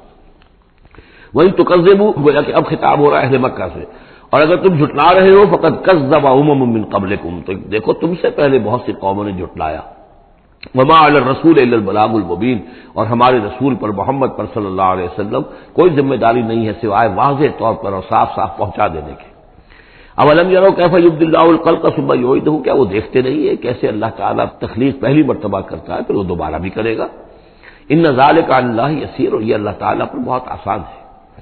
قل سیروا فی الارض فانظروا، اور تو ان سے کہیے کہ ذرا گھومو پھرو زمین میں اور دیکھو کیف بدأ الخلق، کیسے اللہ تعالیٰ پہلے تخلیق کیا ہے اس نے خلق کو، ثم اللہ ينشئ النشأة الآخرہ، پھر اللہ اٹھائے گا یا اٹھاتا ہے۔ دنیا میں بھی ہو رہا ہے کہ کھیتی جو ہے وہ ختم ہو گئی، پھر اگلی پھر ایک فصل آ گئی، پھر فصل آ گئی، تو یہ تو ایک سائیکل چل رہا ہے، اور پھر یہ کہ اللہ تعالیٰ دوسری مرتبہ تمہیں اسی طرح اٹھا دے گا۔ نشأۃ آخرہ جو ہے آخرت کی جو تمہیں اٹھانا ہے وہ اللہ کے اختیار میں ہے۔ ان اللہ علی کل شیء قدیر، یقیناً اللہ ہر شے پر قادر ہے۔ یعذب من یشاء ویرحم من یشاء، وہ جس کو چاہتا ہے عذاب دے گا اور جس کو چاہے گا رحم فرمائے گا۔ وَإِلَيْهِ تُقْلَبُونَ اور اسی کی طرف تم لوٹا دیے جاؤ گے۔ وَمَا أَنتُم بِمُعْجِزِينَ فِي الْأَرْضِ اور تم اسے شکست نہیں دے سکتے زمین میں، ولا فی السماء نہ آسمان میں، نہ زمین میں کہیں بھاگ کر نہ آسمان میں کہیں بھاگ کر اللہ کو عاجز کر سکتے ہو۔ وَمَا لَكُم مِّن دُونِ اللَّهِ مِن وَلِيٍّ وَلَا نَصِيرٍ، اور نہیں ہے کوئی تمہارا اللہ کے سوا نہ حمایت، یعنی اللہ کے ورے یا اللہ کے مقابلے میں۔ یہ دون کا لفظ بہت سے معنی دیتا ہے عربی زبان میں، دیکھنا ہوتا ہے کس کانٹیکسٹ میں کیا معنی ہے۔ اس کانٹیکسٹ میں اللہ کے مقابلے میں تمہارا کوئی نہ ولی ہوگا نہ نصیر ہوگا، نہ کوئی حمایتی نہ مددگار۔ والذین کفروا بآیات اللہ ولقائہ، اور جن لوگوں نے کفر کیا اللہ کی آیات کا اور اس سے ملاقات کا انکار کیا، اولئک یئسوا من رحمتی، یہ وہ لوگ ہیں جو میری رحمت سے مایوس ہو چکے ہیں، واولئک لہم عذاب علیم، اور ان کے لیے ایک دردناک عذاب ہے۔ یہاں یہ جملہ معترضہ ختم ہوا اور اب پھر حضرت ابراہیم کا تذکرہ آ رہا ہے۔ فما کان جواب قومہ، تو نہیں تھا کوئی جواب حضرت ابراہیم کی قوم کا، الا ان قالوا، سوائے اس کے کہ انہوں نے کہا اقتلوہ او حرقوہ، اس ابراہیم کو قتل کر دو یا اسے جلا دو۔ فانجاہ اللہ من النار، تو اللہ تعالیٰ نے انہیں نجات دی آگ سے۔ ان فی ذلک لآیات لقوم یؤمنون، اور یقیناً اس میں نشانیاں ہیں ان لوگوں کے لیے جو ایمان رکھتے ہیں۔ وقال انما اتخذتم من دون اللہ اوثانا مودۃ بینکم فی الحیات الدنیا، اب یہ ہے جو بہت اہم جو بات ہے جو کہی ہے انہوں نے، اور انہوں نے کہا حضرت ابراہیم علیہ السلام نے کہ دیکھو تم نے جو یہ اللہ کے سوا بت بنا رکھے ہیں انہیں پوجتے ہو، یہ بھی تم بھی جانتے ہو کہ ان کے پاس کچھ نہیں ہے، تم بھی جانتے ہو کہ ان کو کوئی اختیار حاصل نہیں ہے، تم بھی اور واقع ہو چکے میرے متنبع کرنے کے نتیجے میں تم آگاہ ہو چکے ہو کہ یہ تمہاری حماقت ہے، لیکن تم کیوں چمٹے ہوئے ہو؟ مودۃ بینکم فی الحیات الدنیا، دنیا کی زندگی میں تمہاری باہمی محبتیں جو ہے وہ چمٹا رہی ہیں۔ اب کیا کریں، ہماری قوم ہے، ہماری برادری ہے، ہمارا خاندان ہے، وہ سب یہی کر رہا ہے، میں اگر چھوڑ دوں گا تو میں آؤٹ کاسٹ ہو جاؤں گا، میں تو نکل جاؤں گا پھر برادری سے، اکیلا آدمی کیسا رہے۔ یہ چیزیں ہیں کہ جو انسان کو پھر جمع کر رکھتی ہیں۔ جیسے عصبیت کا ذکر آیا تھا پچھلی صورت میں کہ اب عصبیت نہیں ہونی چاہیے، اسی طریقے سے یہ عصبیت ہی نہیں بلکہ یہ کہ جتنے بھی رشتہ داریاں ہیں، دوستیاں ہیں، کاروبار ہیں، یہ معاملہ جو ہے کہ حق تم پر منکشف ہو چکا ہے، تم جان چکے ہو کہ یہ صرف کوئی شے نہیں ہے یہ تم کر رہے تھے، تمہارے آباء و اجداد نے جو رسمیں ڈالی ہوئی ہیں، اور تمہیں میں نے متنبع کر دیا ہے، تم نے اپنے دیوں میں جھانک کر دیکھ لیا ہے، اپنے گریبان میں جھانک کر دیکھ لیا ہے، اور تم پر یہ بات منکشف ہو چکی ہے کہ جو میں کہہ رہا ہوں وہ ٹھیک ہے، پھر بھی تم جو چمٹے ہوئے ہو اپنے اس نظام کے ساتھ، تو اس کا سبب صرف ایک ہے، وقال انما اتخذتم من دون اللہ اوثانا مودۃ بینکم فی الحیات الدنیا، تمہاری باہمی محبتیں جو ہیں دنیا کی زندگی میں وہ تمہیں چمٹائے رہتی ہیں۔ یہی معاملہ ہے اس دنیا میں جب کوئی تحریک اٹھتی ہے اللہ کے دین کے کام کرنے کے لیے، اور بہت مخلص لوگ اس میں شامل ہوتے ہیں، محنت کرتے ہیں، کوشش کرتے ہیں۔ فرض کیجئے کسی شخص سے کوئی غلطی ہو گئی، کوئی غلط رخ مڑ گئی تحریک، اب وہ تحریک جو ہے وہ کافی عرصے کے بعد اس کے اثرات ظاہر ہوئے، اس کے نتائج جو ہے لوگوں کے سامنے آ رہے ہیں، محسوس بھی ہو جاتا ہے کہ یہ واقعتاً ہم کسی غلط راستے پر آ گئے ہیں، لیکن یہ کہ پھر وہ ایک عصبیت جماعتی ایسی پیدا ہو جاتی ہے کہ سب کچھ ماننے کے باوجود پھر اس جماعت کو چھوڑنے کو تیار نہیں ہوتے۔ ہماری دوستیاں ہیں، ہماری رشتہ داریاں ہیں، ہمارے کاروباری تعلقات ہیں، یا یہ کہ کچھ لوگوں کے تو اپنے مفادات بھی اس میں شامل ہو جاتے ہیں، اس لیے کہ کچھ عرصے کے بعد ہر جماعت جو ہے وہ ایک فرقہ بن جاتی ہے. جیسے کہ آپ کو معلوم ہے کہ اللہ تعالیٰ نے اس امت کے لیے جو ہے وہ 3 چیزوں کا بندوبست کیا ہے ختم نبوت کے خلا کو پر کرنے کے لیے. نبوت ختم ہو گئی محمد رسول اللہ پر، تو جو خلا پیدا ہوا وہ 3 چیزوں سے پر ہوا. نمبر 1، قرآن کی حفاظت کا ذمہ اللہ نے لے لیا، جب پہلے تورات کا لیا تھا نہ انجیل کا لیا تھا. نمبر 2، ہر صدی میں مجددین کے اٹھانے کا اہتمام کر لیا. ایسے لوگ اٹھاتے رہے، نبی تو نہیں ہوں گے، وہی نہیں آئے گی، لیکن وہ دین کو تازہ کریں گے. دین کی حقیقی تعلیمات جو لوگ بھول چکے ہوں گے دوبارہ یاد دلائیں گے، دین کی اصل حقائق کی طرف متوجہ کریں گے. اور تیسرا یہ کہ ایک جماعت ضرور قائم رہے گی حق پر. لا تزال فی امتی طائفۃ قائمین علی الحق. اب ہوتا کیا ہے، ایک صدی میں کوئی ایک مجدد اٹھا، اس نے محنت کی، کوشش کی، جد و جہد کی، کچھ لوگ اس کے گرد آ گئے، جمع ہو گئے، آوان و انصار ہو گئے، وہ ایک جماعت بن گئے. لیکن یہ کہ اگلی نسل میں کیا ہوگا، یہ لوگ جو آئے تھے اس کے ساتھ، یہ تو آئے تھے فیس ویلیو پر اس کو قبول کرنے کے، یہ دعوت صحیح ہے، لیکن ان کی اولاد اب اس لیے چمٹ رہی ہے کہ ہمارے والد تھے اس جماعت میں. اب یہ عصبیت کا ایک سلسلہ شروع ہوا. تیسری نسل میں آ کر پھر یہ ہو جاتا ہے اتنے عرصے میں اس جماعت کا ایک حلقہ بن گیا، اس کے آپس کے دوستیاں ہیں، تعلقات ہیں، لین دین بھی ہے، رشتہ داریاں بھی ہو گئی ہیں، لہذا وہ ایک فرقے کی شکل اختیار کر لیتے ہیں. اب اس فرقے کے ساتھ چمٹ کر لوگ رہتے ہیں، لیکن پھر اللہ تعالیٰ کسی اور کو اٹھاتا ہے اور پھر کوئی اللہ کا بندہ جو ہے اسی کام کو اثر نو شروع کرتا ہے. یہی ہوتا آیا ہے. اسی لیے ہر صدی میں مجددین، اس لیے کہ تیسری نسل میں آ کر دعوت جو ہے وہ لازماً اس کے اندر خرابی پیدا ہو جاتی ہے. اس لیے کہ حضور نے بھی فرمایا خیر امتی قرنی ثم الذین یلونہم ثم الذین یلونہم، بہترین میری امت کا دور تو ہے میرا اپنا دور، پھر وہ جو میرے بعد ہیں اور پھر وہ جو ان کے بعد ہیں. تو 3 نسلوں کو آپ نے خیر قرار دیا ہے. اس کے بعد ظاہر بات ہے زوال آیا ہے، ہمارے ہاں بھی آیا ہے. جب حضور کی قائم کی ہوئی جماعت میں زوال آ گیا تو اور کون ہوگا بڑا سے بڑا شخص جس کی قائم کی ہوئی کسی جماعت میں زوال نہ آئے. تو یہ تو چیزیں ہوتی ہیں، لیکن ہر شخص کو ہر وقت دیکھنا چاہیے کہ آج کے دور میں دین کا وہ کام کس کے حوالے اللہ نے کیا ہے، کس کو توفیق دی ہے جو صحیح طریقے پر اس کام کو کر رہا ہے، اور اس کا ساتھ دینا چاہیے. کسی جماعتی عصبیت، جس طرح کسی قبائلی عصبیت کے اندر مبتلا نہیں ہونا چاہیے، ایسے ہی کسی جماعتی عصبیت میں بھی مبتلا نہیں ہونا چاہیے. یہ ہے وہ اہم بات جو یہاں آئی ہے.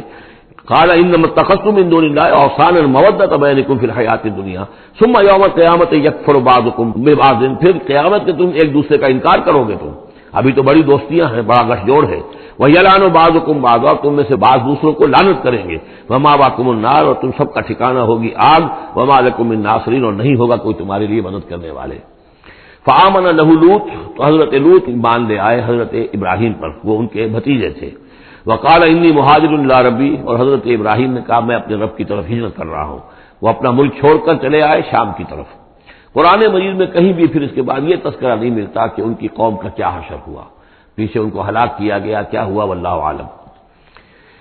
انہ هو العزیز الحکیم، یقیناً اللہ تعالیٰ زبردست حکمت والا. ووهبنا له اسحاق و یعقوب، اور ہم نے اسے اسحاق جیسا بیٹا دیا، یعقوب جیسا پوتا دیا. وجعلنا فی ذریتہ النبوۃ والکتاب، اور پھر ہم نے اسی کی نسل میں، اسی کی اولاد میں نبوت اور کتاب رکھ دی. یہ نوٹ کر لیجئے کہ حضرت ابراہیم علیہ السلام کے بعد کوئی نبی، کوئی رسول اس دنیا میں ان کی نسل سے باہر نہیں آیا. لیکن یہ کہ ان کی نسل کہاں کہاں پھیلی ہے یہ ہم نہیں جانتے. حضرت ابراہیم کے بیٹے حضرت اسحاق، ان کی نسل کتنی تھی، کہاں کہاں گئی ہے. تورات نے تو محفوظ رکھا ہے صرف یعقوب کو، اس لیے کہ بنی اسرائیل کیونکہ یہ لوگ ہیں، اس اپنی نسلی وہ جو بات تھی اس کے حوالے سے حضرت یعقوب کے بارے میں تو ساری چیزیں موجود ہیں. حضرت اسحاق کی کوئی اور بیٹا بھی تھا کہ نہیں تھا، عیسو تھا مثلا، تو وہ عیسو کہاں ہے، اس کی اولاد کہاں گئی. اس طرح بنی قطورہ، کئی بیٹے تھے حضرت ابراہیم کے حضرت قطورہ سے، تو ان میں سے صرف ایک کا ہمیں تذکرہ ملتا ہے اور وہ ہے حضرت شعیب جس سے نسل میں آئے ہیں مدین کی اولاد. باقی کہاں گئے. تو اسی طریقے سے یہ در حقیقت یہ اولاد ابراہیم کہاں کہاں پھیلی ہے. جیسے کہ میرا گمان ہے کہ ہندوستان میں بھی آئی ہے. نہ صرف یہ کہ ہو سکتا ہے کہ حضرت اسحاق کی اولاد میں سے عیسو کی اولاد آئی ہو اور وہ یہاں پر آباد ہوئی ہو، لیکن یہ کہ ان کا تعلق بھی یہ خاص طور پر برہمن طبقہ جو ہے میں سمجھتا ہوں کہ وہ اسی طریقے سے ابراہیم کی نسل سے ہے. برہمن ابراہیم سے تعلق رکھنے والا برہمن، تو یہ میں سمجھتا ہوں کہ لفظی جو ہے اس میں مناسبت موجود ہے. واللہ عالم، یقین سے ہم نہیں کہہ سکتے الا یہ کہ کوئی شخص ہسٹری کا اس کو اپنا ریسرچ کا موضوع بنائے، بڑا عالم ہو، وہ لائبریریاں جو ہیں کھنگالے اور پرانی تاریخیں دیکھے شاید. وَوَهَبْنَا لَهُ إِسْحَاقَ وَيَعْقُوبَ وَجَعَلْنَا فِي ذُرِّيَّتِهِ النُّبُوَّةَ وَالْكِتَابَ، ہم نے اسی کی نسل میں، اسی کی اولاد میں نبوت اور کتاب رکھ دی. طویل عرصے تک وہ نبوت و کتاب آتی رہی حضرت یعقوب کی اولاد میں، پھر آخری نبوت و رسالت حضرت اسماعیل کی اولاد میں. وَآتَيْنَاهُ أَجْرَهُ فِي الدُّنْيَا، ہم نے اسے اجر جو ہے دنیا میں بھی عطا فرمایا. وَإِنَّهُ فِي الْآخِرَةِ لَمِنَ الصَّالِحِينَ، اور یقیناً وہ آخرت میں ہمارے بڑے نیک بندوں میں سے ہیں. وَلُوطًا، اور ہم نے لوط کو بھیجا. اذ قال لقومه انکم لتاتون الفاحشہ، جب انہوں نے کہا اپنی قوم سے، یہ جو قوم کہا گیا مجازن، حقیقتاً وہ قوم ان کی نہیں تھی. حضرت لوط جو ہے وہ تو بھیجے گئے ہیں ان شہروں کی طرف، یہی ایک استثناء ہے، ورنہ ہر قوم کی طرف رسول اسی میں سے بھیجا گیا. لیکن چونکہ حضرت ابراہیم کے بعد کوئی رسول کسی اور قوم میں ہو نہیں سکتا، اس لیے عمورہ اور صدوم کی بستیوں میں جو بھیجے گئے وہ حضرت لوط ہیں جو حضرت ابراہیم علیہ السلام کے بھتیجے ہیں. انکم لتاتون الفاحشہ، تم لوگ بڑی بے حیائی کا ارتکاب کر رہے ہو. ما سبقکم بہا من احد من العالمین، تمام جہان والوں میں کسی قوم نے تم سے پہلے یہ حرکت نہیں کی. انکم لتاتون الرجال، کیا تم مردوں کی طرف آتے ہو اپنی شہوت کو پورا کرنے کے لیے. وتقطعون السبیل، اور راستہ مارتے ہو. یعنی فطرت کا راستہ تو یہ ہے، اولاد ہوتی ہے تو ہوتی ہے مرد اور عورت کے ملاپ سے. تم نے جو راستہ اختیار کیا تو گویا کہ اس فطرت کی راہ کو تم کاٹ رہے ہو. وَتَأْتُونَ فِي نَادِيكُمُ الْمُنكَرَ، اور تم اپنی مجلسوں میں یہ اس کا ارتکاب کرتے ہو. یہ ان کی بے حیائی کی اور ڈھٹائی کی انتہا ہو گئی تھی. فما کان جواب قومہ، تو نہیں تھا جواب اس کی قوم کا کوئی، الا ان قالوا، سوائے اس کے کہ انہوں نے کہا ائتنا بعذاب اللہ ان كنت من الصادقین، اے لوط اگر سچے ہو تو اللہ کا عذاب لے آؤ. قال رب انصرنی علی القوم المفسدین، تو حضرت لوط نے دعا کی پروردگار میری مدد فرما ان مفسدوں کے خلاف. ولما جاءت رسلنا ابراہیم بالبشرا، اور جب ہمارے جو ایلچی تھے یعنی وہ جو فرشتے آئے تھے انسانی شکل میں ابراہیم کے پاس بشرا لے کر، بشارت لے کر حضرت اسحاق کی ولادت کی. قالوا انا مہلکو اہل هذه القرية، انہوں نے کہا کہ ہم ہلاک کرنے کے لیے بھیجے گئے ہیں ان بستی والوں کو. ان اہلها كانوا ظالمین، یقیناً اس کے جو بستی والے جو ہیں، اس بستی کے لوگ رہنے والے، وہ بڑے ظالم ہیں، گناہگار ہیں. قال ان فيها لوطا، حضرت ابراہیم نے کہا اس میں تو لوط بھی تو ہے اسی بستی کے اندر. قالوا نحن اعلم بمن فيها، انہوں نے کہا ہمیں خوب معلوم ہے کہ کون کون ہے اس میں. لننجینه واهله الا امراته، ہم اسے بچا لیں گے، نجات دیں گے، اس کو بھی، اس کے گھر والوں کو بھی، سوائے اس کی بیوی کے. کانت من الغابرین، وہ ہوگی رہ جانے والوں میں. ولما ان جاءت رسلنا لوطا، اور جب وہ ہمارے ایلچی جو ہے وہ پہنچے حضرت لوط کے پاس، سیء بہم، ان کو دیکھ کر وہ پریشان ہوئے. وضاق بہم ذرعا، اور ان کا دل جو بہت تنگ ہوا. خوبصورت لڑکوں کی شکل میں آئے تھے. وقالوا لا تخف ولا تحزن، انہوں نے کہا نہیں آپ نہ کوئی خوف کھائیں اور نہ کوئی رنجیدہ ہوں. انا منجوک واہلک، ہم تو آپ کو نجات دینے کے لیے آئے ہیں اور آپ کے گھر والوں کو، الا امرأتک، سوائے آپ کی بیوی کے. کانت من الغابرین، وہ پیچھے رہنے والوں ہی میں ہے. انا منزلون علی اہل هذه القرية رجزا من السماء، ہم نازل کرنے والے ہیں اس بستی کے رہنے والوں پر ایک آفت، ایک عذاب آسمان سے، بما كانوا يفسقون، پر سبب اس فسق کے اور فجور کے اور گندگی کے جو وہ کر رہے تھے. وَلَقَدْ تَرَكْنَا مِنْهَا آیَةً بَيِّنَةً، اور ہم نے چھوڑ دیا اس میں سے، اس بستی میں سے کوئی نشانی جو ہے وہ اس وقت تک موجود ہوگی جب کہ قرآن نازل ہوا ہے. اسی لیے کہ قرآن کہتا ہے بار بار تم گزرتے ہو ان بستیوں کے کھنڈرات کے اوپر سے. بَيِّنَةً لِقَوْمٍ يَعْقِلُونَ، ان لوگوں کے لیے کہ جو عقل سے کام لے. وَإِلَىٰ مَدْيَنَ أَخَاهُمْ شُعَيْبًا، اور مدین کی طرف ہم نے بھیجا ان کے بھائی شعیب کو. فقال یا قوم اعبدوا اللہ، اور انہوں نے کہا کہ اے میری قوم کے لوگوں اللہ کی بندگی کرو. وارجوا الیوم الآخرہ، اور دیکھو آخرت کے دن کی، قیامت کے دن کی انتظار میں رہو، امید میں رہو، وہ قیامت کا دن آ کر رہے گا. ولا تعثوا فی الارض مفسدین، اور زمین میں فساد بچاتے مت پھرو. فکذبوہ، تو انہوں نے اس کو جھٹلا دیا. فاخذتہم الرجفۃ، تو انہیں آ پکڑا ایک زلزلے نے. فاصبحوا فی دارہم جاثمین، تو وہ اپنے گھروں کے اندر پڑے رہ گئے اوندھے ہوئے. وعادا وثمودا، اسی طرح عاد اور سمود. وقد تبین لکم من مساکنہم، اور تمہیں معلوم ہے کہ ان کے مسکن کہاں تھے، تمہارے لیے واضح ہیں کہاں رہتے تھے یہ، کہاں آباد تھے. وزین لہم الشیطان اعمالہم، اور شیطان نے ان کے لیے ان کے برے اعمال کو، مشرکانہ افعال کو مزین کر دیا تھا، اسی میں مگن سے خوش تھے. فصدہم عن السبیل، اور روک دیا تھا انہیں اللہ کے صحیح راستے سے، صراط مستقیم سے، جو صراط توحید ہے اس سے. وَكَانُوا مُسْتَبْصِرِينَ، حالانکہ وہ تھے بہت ہوشیار، بہت غور کرنے والے، سوچنے والے، بڑے دانشور تھے. لیکن یہ کہ یہ بڑے دانشور جو ہے کسی جگہ ایسا بھی ہوتا ہے، بہت بڑا عقل مند انسان جو ہے وہ اپنے ناک کے نیچے کے پتھر سے ٹھوکر کھاتا ہے. اور اس کی سب سے بڑی مثال جو ہے وہ ہمارے آج کل کے سائنسدان ہیں، کتنی باریکیاں دیکھ رہے ہیں اس کائنات کی، سب کچھ دیکھ لیا، اللہ نظر نہیں آتا، کہاں سے کہاں دیکھ رہے ہیں، کتنی بڑی بڑی ٹیلیسکوپس ہیں، کتنے ٹریلین وہ لائٹ ایئرز کے اوپر دریافت کر رہے ہیں کہ نیا ستارہ وجود میں آ گیا، سب کچھ ہو رہا ہے، لیکن یہ کہ ان تمام چیزوں کو دیکھنے کے باوجود ان کا دماغ اللہ کی طرف منتقل نہیں ہوتا۔ یہ ہے کہ ایک طرف سے اندھے ہیں، ایک آنکھ کھلی ہے، ایک آنکھ اندھی ہے، تو اگرچہ وہ بھی تھے بڑے ہوشیار مستبصرین،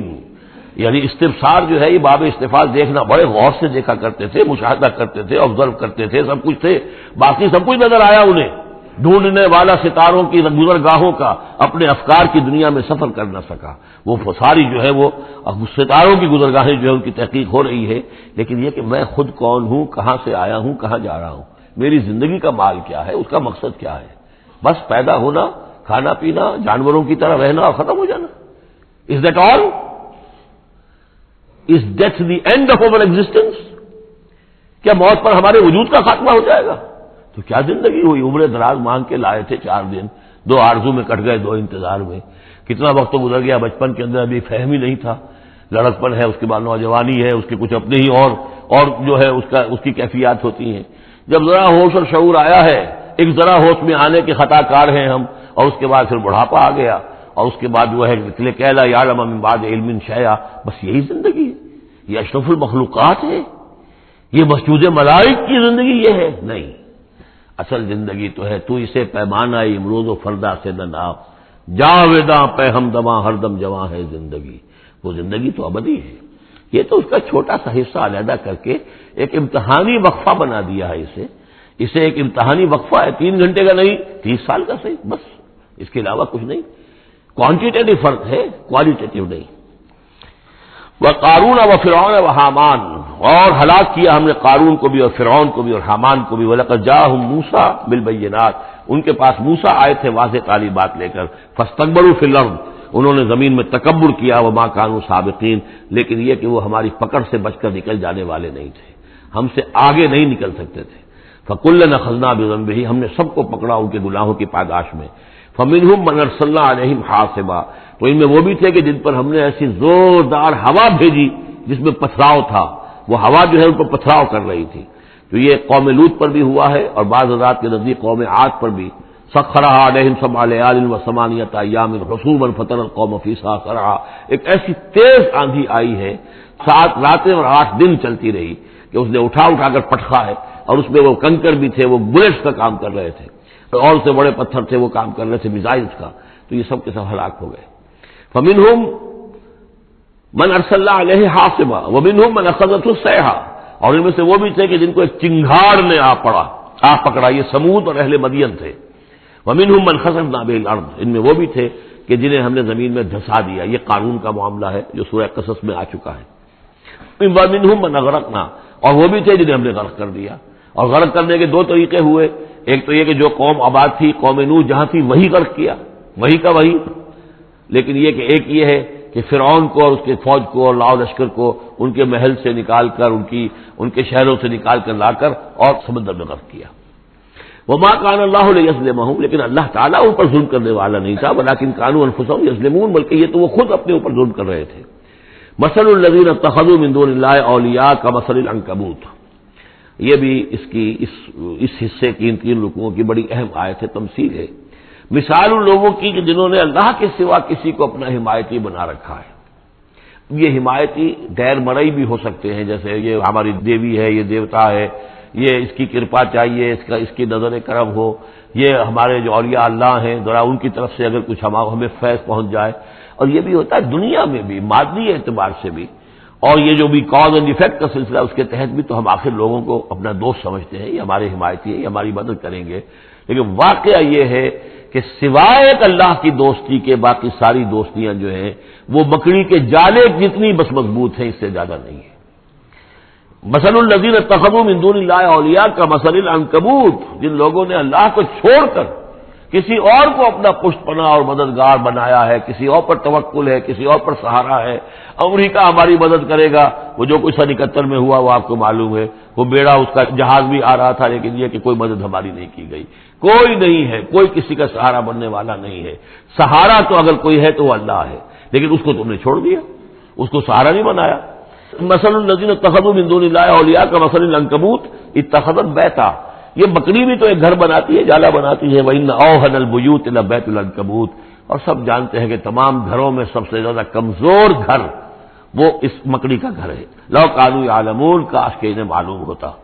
ان اللہ یعلم ما يدعون من دونه من شيء، اللہ خوب جانتا ہے کہ جس کو یہ پکار رہے ہیں اللہ کے سوا کوئی شے ہے ہی نہیں۔ وهو العزیز الحکیم،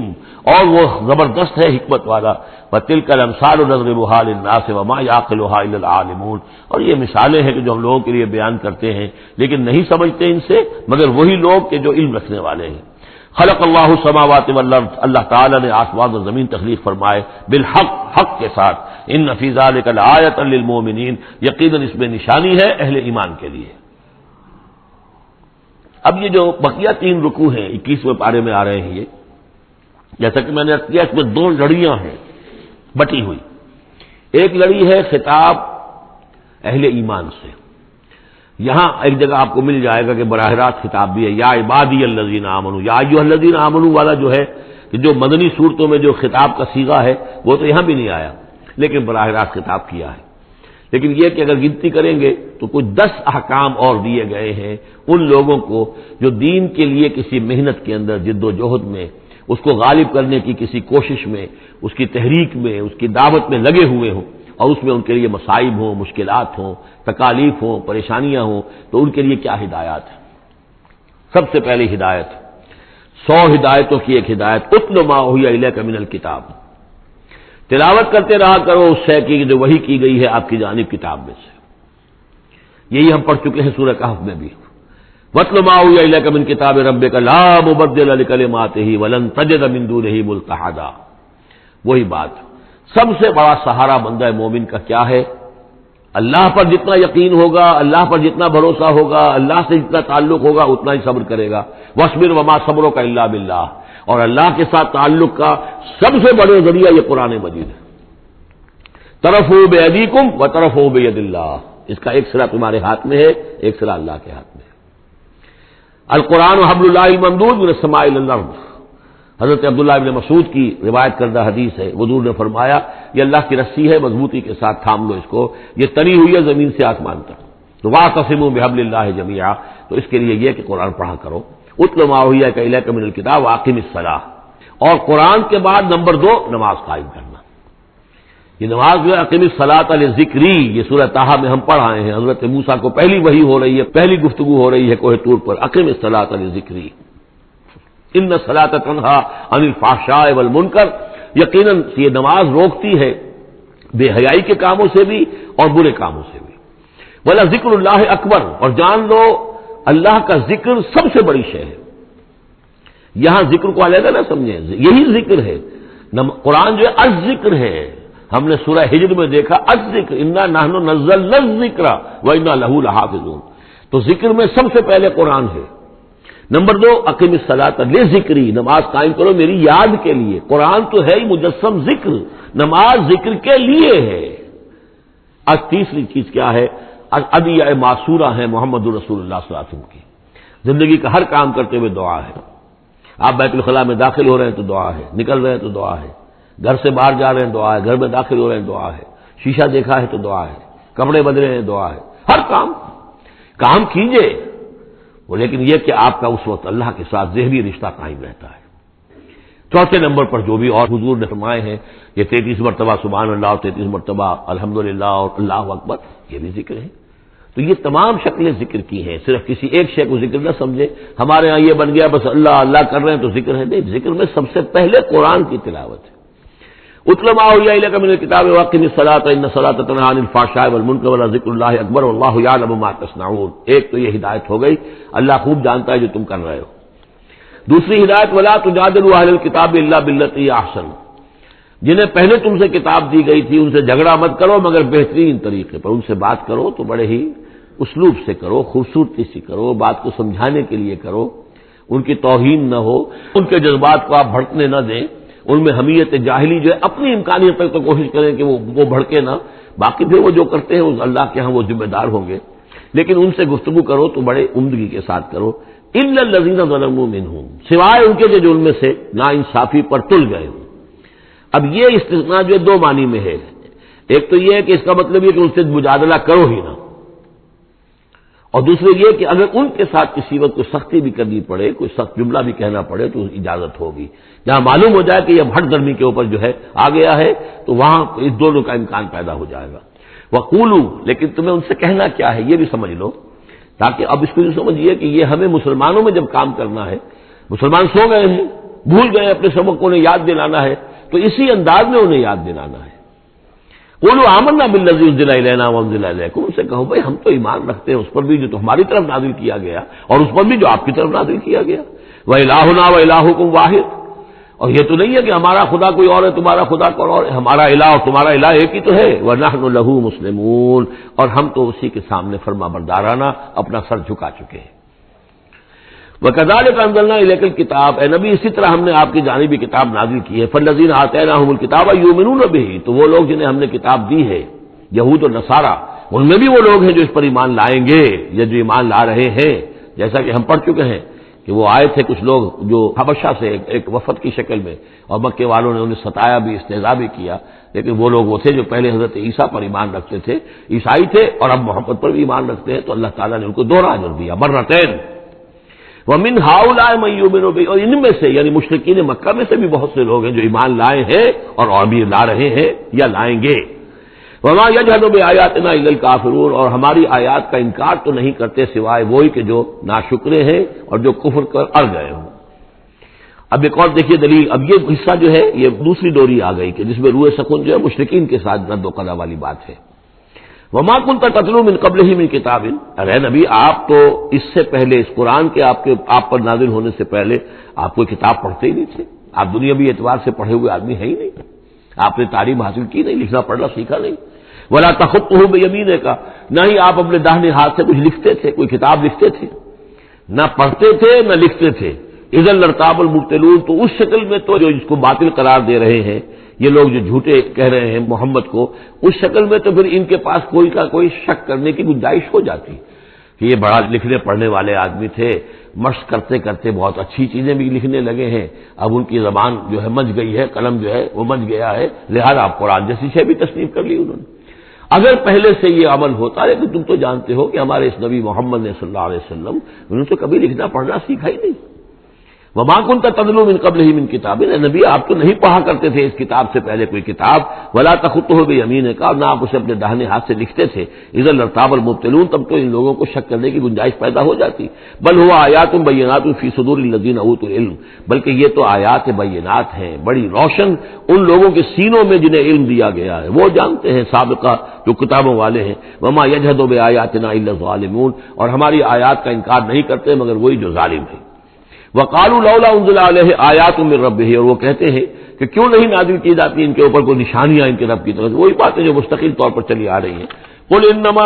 الْآيَاتُ مِنْ اللَّهِ، نبی کہہ دیجئے نشانیوں کا اختیار کل کا کل اللہ کے ہاتھ میں ہے۔ وَإِنَّمَا أَنَا نَذِيرٌ مُّبِينٌ، اور میں تو صرف واضح طور پر خبردار کر دینے والا ہوں۔ أَوَلَمْ يَكْفِهِمْ أَنَّا أَنزَلْنَا عَلَيْكَ الْكِتَابَ يُتْلَىٰ عَلَيْهِمْ، کیا ان لوگوں کے لیے یہ نشانی کافی نہیں ہے کہ اے محمد ہم نے آپ پر یہ کتاب نازل کر دی ہے جو ان کو پڑھ کر سنائی جا رہی ہے؟ کیا یہ قرآن معجزہ نہیں ہے؟ کتنی مرتبہ ان کو چیلنج کیا گیا اس قرآن جیسی ایک صورت ہی بنا لاؤ، 10 صورتیں بنا لاؤ، کیا یہ معجزہ نہیں ہے؟ کیا یہ عاجز نہیں آ چکے ہیں؟ اولم یکفہم، تو کیا یہ نشانی ان کے لیے کافی نہیں؟ اگر تو حق کا تعلیم ہو، ہدایت کا تعلیم ہو تو یہ نشانی بھی کافی ہے۔ اولم یکفہم انا انزلنا علیک الکتاب یتلی علیہم ان فی ذلک لرحمۃ وذکری لقوم یؤمنون، یقیناً اس میں رحمت ہے اور یاد دہانی ہے، تذکیر ہے ان لوگوں کے لیے کہ جو مانتے ہیں۔ قل کفی باللہ بینی و بینکم شہیدا، کہہ دیجئے میرے اور تمہارے درمیان اللہ کافی ہے بطور گواہ، وہ جانتا ہے کہ اس نے مجھے رسول بنایا ہے، وہ جانتا ہے کہ قرآن اس نے مجھ پر نازل کیا ہے۔ یعلم ما فی السماوات والارض، وہ جانتا ہے جو کچھ کے آسمانوں میں ہے اور زمین میں ہے۔ والذین آمنوا بالباطل، اور وہ لوگ جو باطل پر ایمان رکھتے ہیں، وکفروا باللہ، اور اللہ کا کفر کرتے ہیں، اولئک هم الخاسرون، یقیناً وہی لوگ ہوں گے جو خسارے پانے والے ہیں۔ وَيَسْتَعْجِلُونَكَ بِالْعَذَابِ، یہ جلدی مچا رہے ہیں کہ لے آؤ عذاب، وَلَوْلَا أَجَلٌ مُّسَمًّى، اور اگر پہلے سے ایک وقت معین طے نہ ہو چکا ہوتا لَجَاءَهُمُ الْعَذَابُ، تو پھر ان پر عذاب آ چکا ہوتا، وَلَيَأْتِيَنَّهُمْ بَغْتَةً، اور وہ ان پر آئے گا تو اچانک آئے گا، وَهُمْ لَا يَشْعُرُونَ، اور انہیں پتہ بھی نہیں ہوگا۔ یستعجلونک بالعذاب، یہ نبی پھر دوبارہ یہ الفاظ آئے، نوٹ کیجئے، بہت لطیف بات ہے، یہ عذاب کی جلدی مچا رہے ہیں، وَإِنَّ جَهَنَّمَ مُحِيطَةٌ بِالْكَافِرِينَ، حالانکہ جہنم ان کا احاطہ کر چکی ہے۔ یہ ایسی ہے کہ جیسے کسی شہر کے باہر دشمن آ چکا ہو اور اس نے محاصرہ کر دیا ہو، شہر والوں کو پتہ ہی نہ ہو، تو اس طریقے سے وہ چونکہ غیر مرئی ہے جہنم، نظر نہیں آ رہی، ورنہ حقیقت میں تو جہنم ان کا احاطہ کر چکی ہے۔ یوم یغشاہم العذاب، جس دن کے عذاب ان کو آ کر ڈھانپ لے گا، ان پر چھا جائے گا، من فوقہم ومن تحت ارجلہم، ان کے اوپر سے بھی اور ان کے نیچے سے بھی، ان کے قدموں کے نیچے سے بھی، ویقول ذوقوا ما کنتم تعملون، اور پھر کہا جائے گا چکھو اپنے کرتوتوں کا مزہ۔ اب یہاں وہ تیسری ہدایت آ رہی، دو پہلے میں نے گنوائی تھی، اتل ما اوحی الیک من الکتاب واقم الصلاۃ ان الصلاۃ تنہی عن الفحشاء والمنکر ولذکر اللہ اکبر، دوسری ولا تجادلوا عن الکتاب الا بالتي هي احسن الا الذين ظلموا منهم۔ اب دیکھیے تیسری، یا عبادی الذین آمنوا ان ارضی واسعۃ فایایا فاعبدون، اے میرے وہ بندو جو ایمان لائے ہو۔ پورے مکی قرآن میں یہ آیت ہے براہ راست خطاب، اور یا آئے گی آگے چل کر یا عبادی الذین اسرفوا علی انفسہم، بس یا ایھا الذین آمنوا، یہ مکی مدنی دور کی اصطلاح ہے۔ یا عبادی الذین آمنوا، بڑا اس میں جو ہے نا بڑی عنایت ہے، شفقت ہے، میرے وہ بندو جو مجھ پر ایمان لائے ہو، ان ارضی واسعۃ، میری زمین بڑی کشادہ ہے۔ کیا معنی ہے؟ اگر مکے میں تم پر تمہارا قافیہ تنگ کر دیا گیا ہے، اگر مکے میں زندگی تمہارے لیے محال کر دی گئی ہے توحید پر رہتے ہوئے، چھوڑ دو اس مکے کو۔ یہ ہجرت کا اشارہ ہے، در حقیقت ہجرت حبشہ جو ہے یہ اس کی طرف رہنمائی ہے اس آیت کے اندر، کہ چلے جاؤ، اگر یہاں برداشت سے باہر ہو رہا ہے، تمہارے لیے ناقابل برداشت اگر ہو رہا ہے یہاں کا معاملہ، اور نہیں مزید تو ہندر پاتے، تو اس جگہ کو چھوڑ دو۔ یا عبادی الذین آمنوا ان ارضی واسعۃ، میری زمین بڑی کشادہ ہے، فایایا فاعبدون، بس صرف میری ہی بندگی کرو۔ چوتھی ہدایت، کل نفس ذائقۃ الموت، دیکھو موت تو آنی ہی آنی ہے، آج آ جائے کل آ جائے، آج نہ آئے کل آ جائے گی۔ آخر عمار اور یاسر کو ابو جہل نے اگر فرض کرو کہ ذبح کر دیا ہے، تو فرض کیجئے کہ چند دن اور جیتے تو موت تو پھر بھی آنی تھی نا۔ تو کل نفس ذائقۃ الموت، اگر یہ بات ذہن میں رہے کہ موت تو آنی ہی آنی ہے، آج نہیں تو کل، تو پھر بھی انسان جو ہے اس کے اندر ہمت بنی رہے گی کہ میں خامخواہ اپنی زندگی بچانے کے لیے حق کو چھوڑوں اور باطل سے ساز باز کروں، اس سے مصالحت کروں۔ ثم الینا ترجعون، اور پھر تم ہماری طرف لوٹا دیے جاؤ گے۔ پانچویں بات، والذین آمنوا وعملوا الصالحات لنبوئنہم من الجنۃ غرفا، ہمارے اس وعدے پر پختہ یقین رکھو کہ جو ایمان لائیں گے اور نیک عمل کریں گے، ہم لازماً ان کو جگہ دیں گے اس جنت کے بالا خانوں میں، جو سورہ فرقان کے آخری رکوع میں آیا تھا، اولئک یجزون الغرفۃ بما صبروا، انہیں غرفہ بالا خانہ ملے گا۔ تو من الجنت غرفا، جروں کے بالا خانے ملیں گے جنت کے، تجری من تحت الانہار خالدین فیہا، جس کے نیچے ندیاں بہتی ہوں گی، اس میں وہ ہمیشہ ہمیش رہیں گے۔ نعم اجر العاملین، کیا ہی اچھا ہوگا عمل کرنے والوں کا اجر۔ چھٹی بات، الذین صبروا وعلی ربہم یتوکلون، وہ لوگ کہ جو صبر کریں اور اپنے رب پر توکل کریں۔ صبر کرو اور توکل کرو، دو ہی چیزیں ہیں، جو آئے جھیلو، صبر کرو، برداشت کرو، اور جو کچھ کرنا ہے اس میں توکل اللہ پر ہو، اپنی ذات پر نہیں، اپنی طاقت پر نہیں، اپنی صلاحیت پر نہیں، اپنی ذہانت پر نہیں، اپنی فطانت پر نہیں، اپنی لیاقت پر نہیں، سارا توکل اللہ، نہ مادی اسباب و وسائل پر۔ اگلی ہدایت اور آ رہی ہے، وَكَأَيٍّ مِّن دَابَّةٍ لَّا تَحْمِلُ رِزْقَهَا، یہ بھی نہ سمجھو کہ تمہارا رزق جو ہے کسی کے قبضے میں ہے وہ روک دے گا، اور تمہیں کیا کھاؤ گے کیا پیو گے۔ وَكَأَيٍّ مِّن دَابَّةٍ، تم دیکھتے نہیں کتنے حیوانات ہیں زمین میں، لا تحمل رزقها، کیا وہ اپنا رزق اٹھائے پھرتے ہیں؟ بڑا پیارے الفاظ ہیں انجیل میں، متی کی انجیل میں حضرت مسیح علیہ السلام کا جو پہاڑی کا واعظ ہے، اس میں انہوں نے اپنے شاگردوں سے خطاب کر کے کہا، کیوں فکر کرتے ہو کہ کیا کھاؤ گے کیا پیو گے؟ جنگل کی چڑیوں کو نہیں دیکھتے؟ نہ وہ کاشت کرتی ہیں، نہ ہل چلاتی ہیں، نہ بیج بوتی ہیں، نہ فصل کاٹ کر کہیں رکھتی ہیں، نہ گھٹے بھرتی ہیں، پھر بھی میں تم سے کہتا ہوں کہ وہ خالی پیٹ صبح گھر سے نکلتی ہیں، شام کو آسودہ ہو کر آ جاتی ہیں۔ تمہارا جو رب ان کو چڑیوں کو کھلا رہا ہے وہ تمہیں نہیں کھلائے گا؟ اور کیوں فکر کرتے ہو کہ کیا پہنو گے، لباس کہاں سے ملے گا؟ جنگل کی سوسن کو نہیں دیکھتے کہ جتنا خوبصورت لباس اس کو اللہ نے دیکھ رکھا ہے؟ یہ جو بھی پودے ہیں اور جو پھول ہیں ان کے، تو سلیمان بھی اپنی ساری شان و شوکت کے باوجود ویسا ملبس نہ تھا، ویسا خوبصورت لباس تو سلیمان کو بھی میسر نہیں تھا جو اللہ نے ان پھولوں کو دے رکھا ہے۔ تو غور کرو، جو وہ زمین کی اس گھاس پھوس کو، ان پودوں کو اس قدر حسین لباس دے رہا ہے، عمدہ لباس دے رہا ہے، جو ابھی ہے اور کل نہیں ہوں گے، یا یہ کہ کاٹ کر اور وہ چولہوں میں جلا دی جائے گی گھاس، تو کیا وہ تمہیں نہیں پہنائے گا؟ لیکن تم یقین نہیں کرتے۔ توکل اور ایمان، یہ دونوں چیزیں ساتھ ساتھ جائیں گی۔ جتنا اللہ پر ایمان ہے اتنا ہی توکل ہوگا، جتنا ایمان کمزور ہے توکل بھی نہیں ہو سکے گا۔ تو الذین صبروا علی ربہم یتوکلون وکأی من دابۃ لا تحمل رزقہا، یہ سارے جو ہیں چوپائے اپنا رزق لیے نہیں پھرتے، اللہ یرزقہا وایاکم، اللہ انہیں بھی رزق دیتا ہے، تمہیں بھی دے گا، وہو السمیع العلیم، اور یقیناً وہ سب کچھ سننے والا، جاننے والا ہے۔ ایسا نہیں کہ اسے معلوم نہ ہو کہ میرا بندہ بھوکا ہے، میرا وفادار، میرا سپاہی، میرے دین کے لیے کام کرنے والا، اسے یہ معلوم نہ ہو کہ اس کو احتیاج ہے، اس کی کوئی ضرورت ہے۔ وہ نہ معلوم کس کے دل میں ڈالے گا کہ جو اس کے لیے ذریعہ بنا دے گا اس کو، اور اس کی ضرورت پوری ہو جائے گی۔ اب اس کے بعد وہ دوسری کڑی آ گئی کہ جس میں پھر اب وہ مشرکین مکہ سے وَلَئِن سَأَلْتَهُم مَّن خَلَقَ السَّمَاوَاتِ وَالْأَرْضَ وَسَخَّرَ الشَّمْسَ وَالْقَمَرَ، اگر ان سے آپ پوچھیں گے کس نے پیدا کیا آسمان اور زمین اور کس نے مسخر کیا سورج اور چاند کو، لَيَقُولُنَّ اللَّهُ، وہ کہیں گے اللہ نے، فَأَنَّىٰ يُؤْفَكُونَ، پھر کہاں سے یہ لوٹا دیے جاتے ہیں۔ اللہ یبسط الرزق لمن یشاء من عباده ویقدر له، یہ اللہ ہی ہے کہ جو اپنے بندوں میں سے جس کے لیے چاہتا ہے رزق کو کشادہ کر دیتا ہے، اور جس کے لیے چاہتا ہے ماپ تول کر دیتا ہے، کم کر دیتا ہے۔ ان اللہ بکل شیء علیم، یقیناً اللہ تعالیٰ ہر چیز کا علم رکھتا ہے۔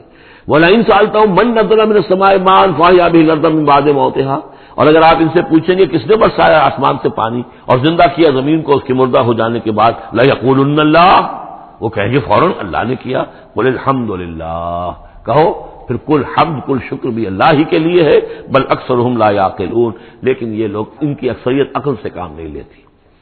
اب اگلی اور ہدایت آ رہی اہل ایمان کے لیے، وما هذه الحیاۃ الدنیا الا لہو ولعب وان الدار الآخرۃ لہی الحیوان لو کانوا یعلمون۔ دیکھو مسلمانوں، یہ دنیا کی زندگی تو کھیل کود کے سوا کچھ نہیں، کھیل ہے، کچھ جی کا بہلا لینا ہے،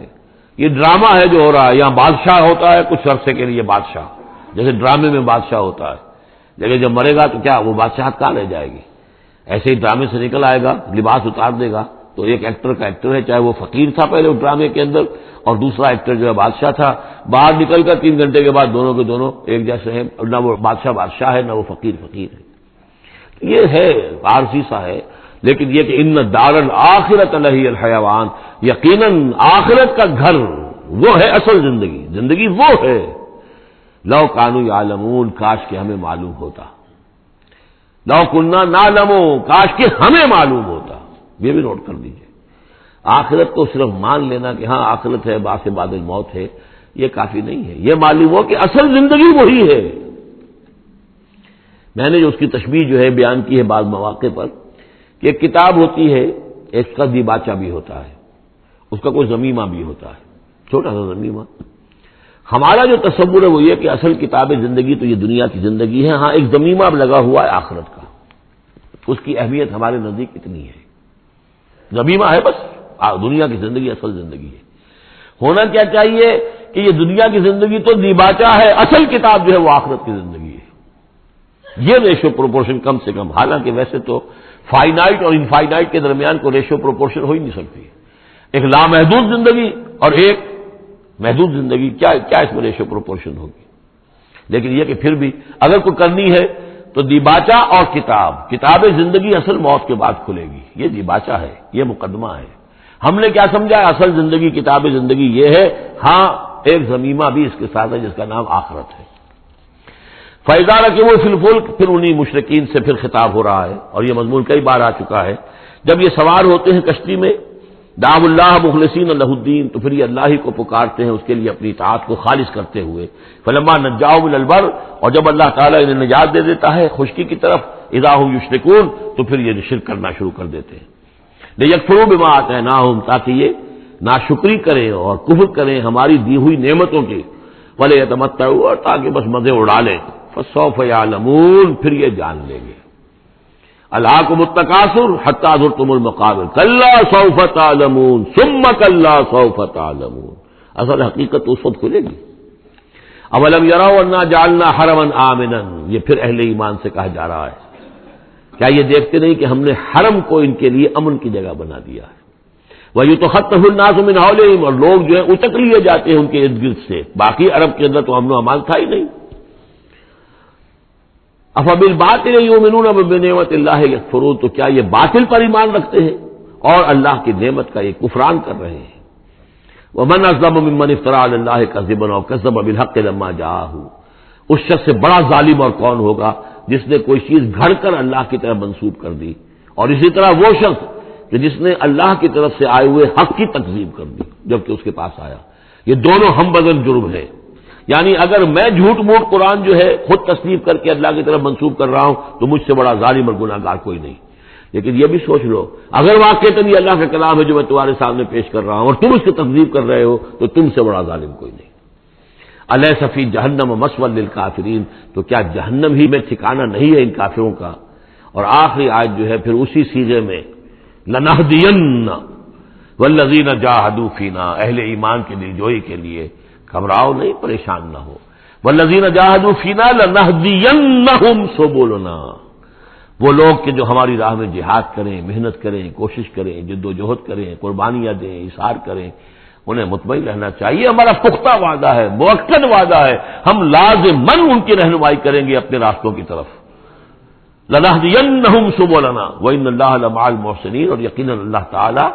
ساتھ ہے اہل احسان کے، جو اللہ تعالیٰ پر ایمان اور یقین اس درجے کا رکھتے ہوں اور اس کے لیے تن من دھن لگانے کے لیے تیار ہوں تو اللہ ان کے ساتھ ہے. یعنی اللہ کی نصرت ساتھ ہے، اللہ کی مدد ساتھ ہے، اللہ کی تائید ساتھ ہے. بارک اللہ لی و لکم فی القرآن العظیم ونفعنی و ایاکم بالآیات والذکر الحکیم.